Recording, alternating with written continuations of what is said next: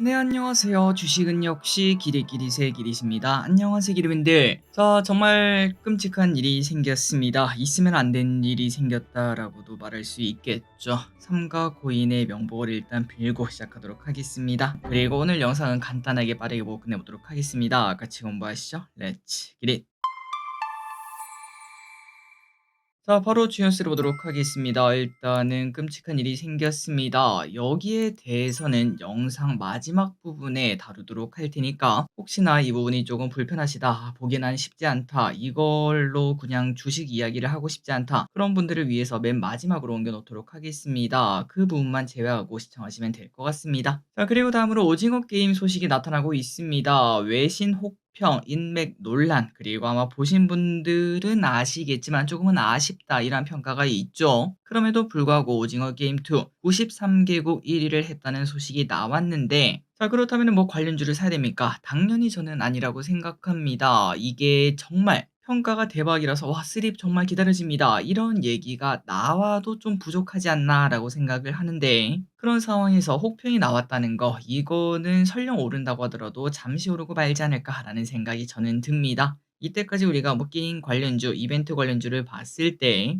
정말 예상보다 더 뛰어난 그러한 결과값이 나오지 않으면 대부분 하락하는 모습이 나타났거든요. 그렇기 때문에 오징어 게임 관련주를 굳이 볼 필요는 없다고 생각합니다. 자, 다음으로 코스피 일봉과 삼성전자 일봉을 보도록 하겠습니다. 이번 주에 코스피는 소폭 상승으로 마무리가 되었고요. 사실상 보합권이고요. 그리고 삼성전자는 이 라인을 지키고 있습니다. 5만 원 초반대는 이제 거의 락바텀이 아닌가라는 생각이 듭니다. 그리고 코스닥입니다. 조금 하락하는 모습을 나타냈고요. 그리고 알테오젠 또 마찬가지죠. 이 라인을 안 깨려는 모습을 현재 나타내고 있습니다. 28만 원에서 30만 원 그 라인, 그 라인에서 충분히 줍줍하다가 나중에 이제 금리가 떨어지게 되면은, 최근 들어 이제 내년 미국 금리가 생각보다 안 떨어질 수 있다, 그 이야기 때문에 바이오가 지속적으로 조정을 받고 있는 모습 아니겠습니까? 그 부분도 결국은 해소가 될 거고, 그때가 되면은 또다시 바이오의 시대가 잠시간은 더 이어지지 않을까라는 생각을 해봅니다. 다만 그럼에도 불구하고 혹시나 뭐 바이오에 뭐 이상한 일이 생겼거나 투자 심리가 좋지 않아져서 이 저점을 또다시 깨고 내려간다, 그렇다면은 조금은 더 보수적으로 볼 필요는 있겠죠. 이번 주 매동을 보도록 하겠습니다. 연말이다 보니까 전부 다 몸을 사리는 모습입니다. 개인 외국인 기관 전부 다 눈치 보기가 나타나고 있고요. 환율 같은 경우는 계속 올라가고 있지만 금요일날 살짝 고점의 신호를 나타내 줬죠. 피레침을 하나 만들어냈습니다. 그렇기 때문에 여기서 꺾여 내려갈지 한번 보도록 하고, 그리고 환율이 떨어지게 되면은 최근 환율 수혜주로 불렸던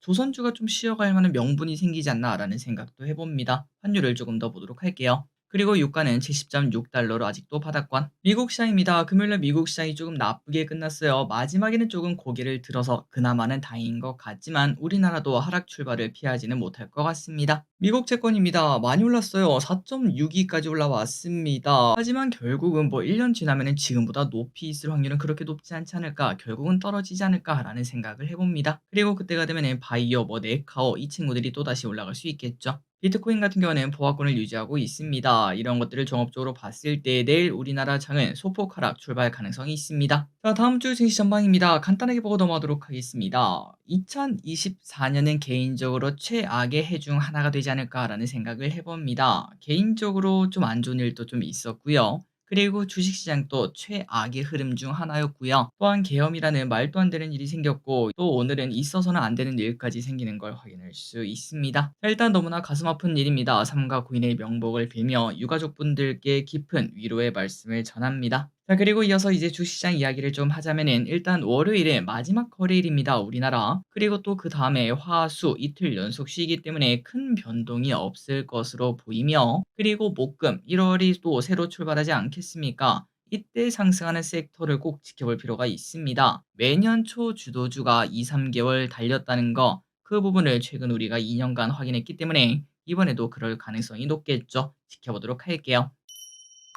다음입니다. 이번 주 연기금 외국인의 픽을 보도록 하겠습니다. 연기금입니다. 삼성전자, 하나오션, 삼성전기, SK이노베이션, 알테오젠, SK하이닉스, HD현대일렉트릭, 하나시스템, 기아를 매수합니다. 다음으로 외국인입니다. SK하이닉스, 네이버, 에코프로비엠, 하나에로스페이스, 포스코표챔, HD현대일렉트릭, LG엔솔, HD한국조선해양, HD현대중공업을 매수합니다. 마지막으로 개인입니다. 미국 서학기미 ETF, 미국 S&P 500 ETF, 셀트리온, 하나시스템, 풍산, 미국 배당, 다우존스 ETF, 효성중공업, HD 현대미, 포스레이 로직스를 매수합니다. 다음입니다. 이번 주에 무슨 일이 있었는지 복습해 보도록 하겠습니다. 월요일입니다. 반도체가 조금씩 올라가는 모습이 나타났어요. 다만 이제 내년 초까지는 반도체가 너무나 안 좋다 이러한 전망도 있기 때문에 추가적으로 상승할 수 있을지는 계속 볼 필요가 있겠습니다. 그래서 이제 여기서 우리가 생각을 해볼 거는 이제 이렇게 오르다가 살짝 고점 치고 다시 떨어질 때 쌍바닥을 만든다. 그렇다면 이제 그때가 바로 우리가 천천히 모아갈 만한 타이밍이라고 저는 생각하고 있습니다.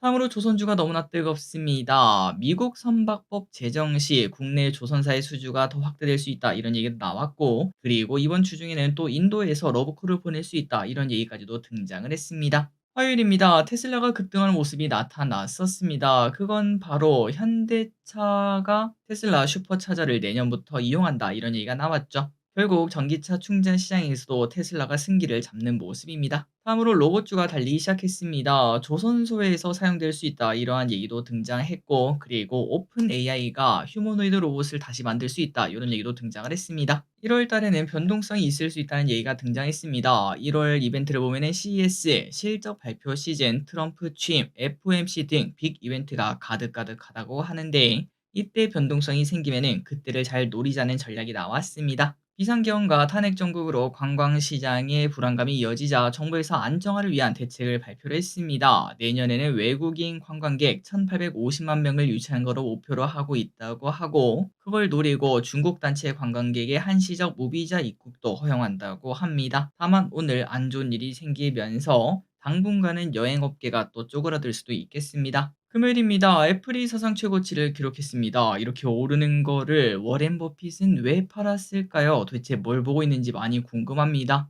코스피가 초저평가라는 얘기가 나타났습니다. 그리고 연초에는 펀드 매니저들이 포트폴리오를 재구성하면서 증시가 올라갈 수 있는 효과가 나타날 수도 있다고 하는데요. 한번 지켜보도록 하고, 그리고 왼쪽에 보다시피 환율이 쭉 올랐다가 쭉 급락하는 그러한 고점 신호도 살짝 나타내기도 했습니다. 과연 여기가 고점일까요? 마지막으로 1월 2일이 되면은 항상 주도 섹터를 볼 필요가 있다고 생각합니다. 그 섹터가 한 해의 1분기를 책임지는 그런 모습을 나타냈다고 하죠.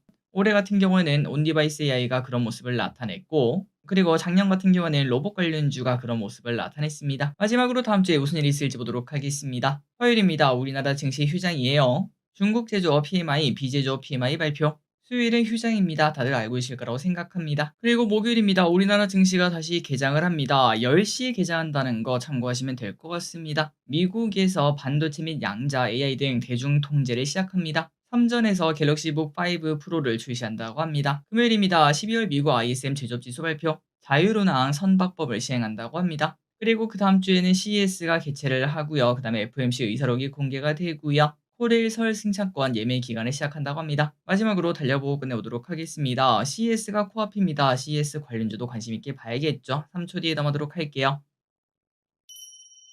그리고 마지막으로 제주항공 이야기를 조금만 하고 넘어가도록 하겠습니다. 혹시나 여기에 대해서 좀 많이 불편하시다 그렇다면은 영상을 스킵하시면 될 것 같고, 빠르게 내용을 보고 끝내보도록 할게요. 자, 제주항공 같은 경우는 하락세를 피할 수는 없을 것 같습니다. 그리고 여기에 이어서 제주항공의 대주주를 보면은 AK홀딩스거든요. 그렇기 때문에 이 친구도 영향을 받을 수 있다는 거, 요 정도만 체크하시면 될 것 같습니다. 그리고 이제 이 부분도 조금은 볼 필요가 있을 것 같습니다. 지금 현재 사고 원인이 뭔가 정확하게 밝혀진 바는 없으나 버드 스트라이크, 그러니까 새랑 비행기가 충돌해서 이러한 사건 사고가 생겼다 이런 얘기가 좀 나오지 않겠습니까? 그렇기 때문에 여기에 대해서 어떠한 뭐 관련주라든지 그런 것들이 나타날 수도 있을 것 같습니다. 과거 코로나 때나 아니면은 딥페이크 정말 끔찍한 일이 생겼을 때도 이러한 관련주가 생겼던 적이 있기 때문에 이번에도 그럴 가능성이 있구나, 그 정도만 생각하고 넘어가시면 되고, 자, 오늘의 공부 여기까지 끝내보도록 하겠습니다. 이제 하루밖에 남지 않았는데요. 마지막까지 유종의 미를 거두고 마무리되는 한 해가 되었으면 좋겠습니다.